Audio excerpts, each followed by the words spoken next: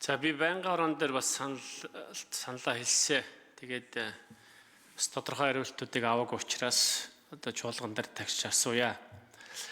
За энэ саяхан одоо Зандан шатар ерөнхий сайдын үед баталсан хууль хүчингүй болж байгаа нэгдүгээр асуудал.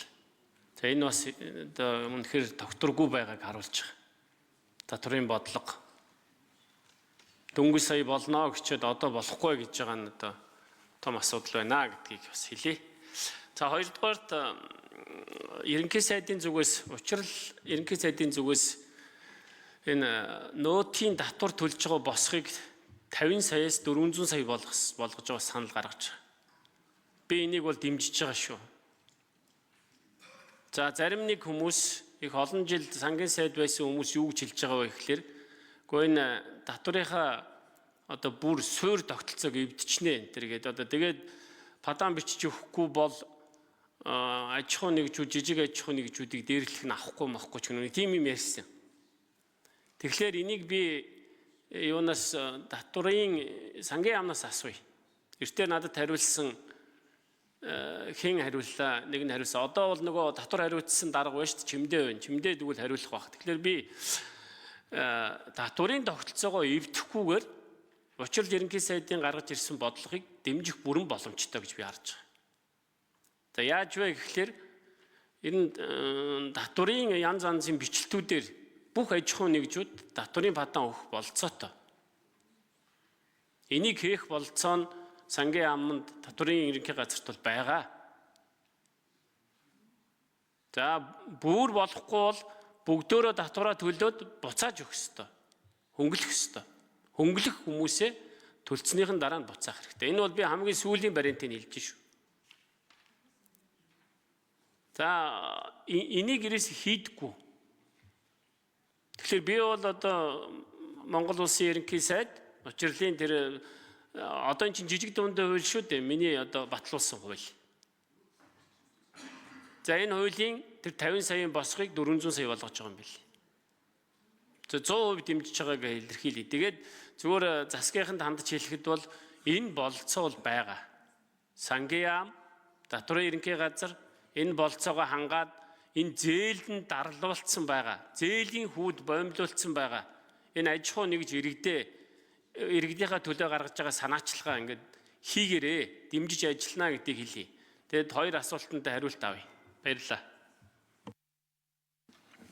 За ажлын хэсэг 4-р микрофон. Тэгээд нөөтийн систем эвдэх үү эвдэхгүй юу? Боломжтой боломжгүй юу? Давуу тал нь юу юм? За Ганбаатар гишүүний асуултанд хариулъя. Сангийн яам татврын бодлогын газар Шимэд сүрүү. За тэгэхээр засгийн газраас улсын хурлд өргөн барьсан татврын хуулийн нэмэлт өөрчлөлтөн дээр нөөцтэй холбоотой ерөөсө хоёрхан заалт байгаа. За нэг нь бол босхын 50 саяыг 400 сая болгоё гэсэн нэг заалт байгаа. За нөгөөх нь бол нөөтийн өрийг төлөх хугацааг 2 сараар одоо хойшлуулах ийм зохицуултын асуудал байгаа. За гэхдээ одоо нөөтийн босго дээр бол хэдийгээр албан ёсны буюу зайлшгүй одоо нөөтийн суутган төлөгчөөр болох нь 50 сая боловч сайн дураараа одоо нөөт төлөгч болох босго маань бол 10 сая хэвээрэн байгаа. За тэгэхээр яг 50 саяас 400 сая болгоход бол 23429 татвар төлөгч бол албан ёсны одоо нөөц суутган төлөгчөөс хасагдах боловч сайн дураараа суутган төлөгч байх эрх нь бол нээлттэй. За ер нь нөөтийн систем дээр бол иж бүрнээр нь харах шаардлагатай энэ хуулийн дээр. Гэхдээ энийг бол бид нар дараагийнхаа татврын хуулийн шинжилэл багц өөрчлөлтөн дээр бол тусах талаар бол анхаарах ёстой.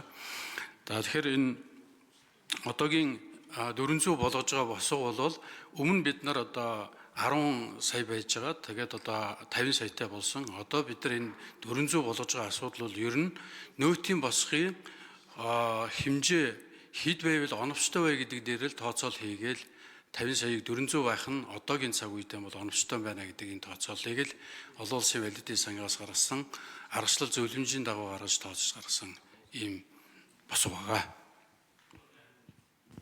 За Ганбаатар гишүүн тодруулж асууя. За санал нэг байгаад баярлалаа. Санал нэг байгаа юм байна. байнгын орон дээр хариулсан тэр яамны залуу болохоор яг дэмжиж байгаа юм уу, үгүй ч юм уу, тэр хуучин сайдаа хамгаалаад байгаа юм шиг нэг тиймэрхүү нэг бүдэг баддаг юм ярьсан. Тэгэхээр би таны хариултнаас одоо ойлголоо. Засгийн бодлогыг одоо ойлгож байна. Тэгэхээр энэ 400 сая гэдэг чинь жилийн борлуулалт шүү дээ. 400 сая төгрөгийн жилийн борлуулалт гэдэг бол их мөнгө бол биш шүү. 400 сая төгрөгийн жилийн борлуулалттай аж ахуй нэгж гэдэг бол одоо үнэхээр одоо татвараа одоо яах вэ гэдэг л тийм л аж ахуй нэгжүүд. Бүх цалин бүх зүйлээ төлөөд тэрний ардтал тэр зээлийнхаа хүүг төлөөд тэрний ардталд одоо яах вэ гэсэн тэр хүмүүст засгийн газар боломж олгож байгаад нь баярлалаа. Гэхдээ тэрийг татврын нөөтийн бадаан бичихгүйгээр шийдвэрлэнэ гэвэл нөгөө талаа одоо энэ арчсан намын дарга За гүйцэд асуучих уу? Болно. За. өнөөдөр их хурлын дарч сайхан ааштай баярлалаа. Тэгээд энэ зохицгоор л дарга хэлчихлээ. Энэ бол одоо бүгдөө нөөтийн бадаан бичиж өгөхгүй бол том асуудал болно. Яг тэгин шүү. Бүгдөө нөөтийн бадаан бичиж өгөхгүй бол энэ бол үнэхээр татврынхаа бодлогыг эвдэх асуудал үүсэх магадaltaй. Тийм учраас одоо сангийн яам татврын ерөнхий газар анхаараараа. Эдийн засгийн хөгжлийн яамд би нэг очиж бас тайлбарласан. Би инквайри сайд хаана байна, дууд мууд гэж хэлээгүй шүү. Сайд чи өнөөдөр надад игжилээ. Би зүгээр очиод өөрөө тайлбарласан. Ингэж чинь одоо дэд сайд өөрөө сонсч ирсэн ба. Одоо ингэж татврын ерөнхий газрыг шахъя бүгдөө. Ингэж ажилуул наадах чинь эвдэхгүйгээр шийдэх болцоо бол байна. За баярлалаа санал хэллээ.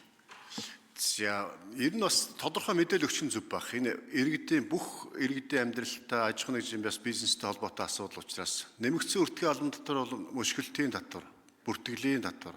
Энэ системээ эвдээ саяны одоо Ганбаатар гишүүн хэлж байгаа асуудал эрсдэл үүсчих вэ? Энэ дээр бас тодорхой мэдээлэл өгч. Хариулч 4-р микрофон.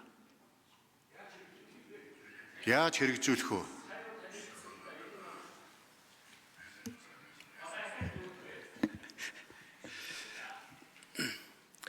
За 400 саяас доош түрүү хэлсэн 23 мянган аж ахуйн нэгжтэй холбоотой төсвийн нөлөөлөл талаас нь аваад үзэх юм бол 160 тэрбумын бол төсвийн орлого бол буурах бол нөлөөтэй байгаа. Тэгэхээр бидний нийт төсвийн орлогын дийлийнх нь бол өөрөөр хэлбэл нөгөө том сегментэд хамаарах мянган аж ахуйн нэгжид хамаарах орлогоос бүрддэг учраас харин 400 саяас доошх борлуулалтын орлоготой аж ахуйн нэгжид бол зайлшгүй одоо суудган төлөгч болохгүйгээр хоорондоо бол тооцоо хийгээд явах боломжтой. За өмнөх одоо тогтсон нөөц суудган төлөгчөөрөө одоо бүртгэгдээд явж исэн соёлоо татврын харилцаагаа үргэлжлүүлээд явъя гэх юм бол 10 саяга босгох нь бол хөдлөөгөө байгаа учраас тэр нь бол бас бүрэн боломжтой байна.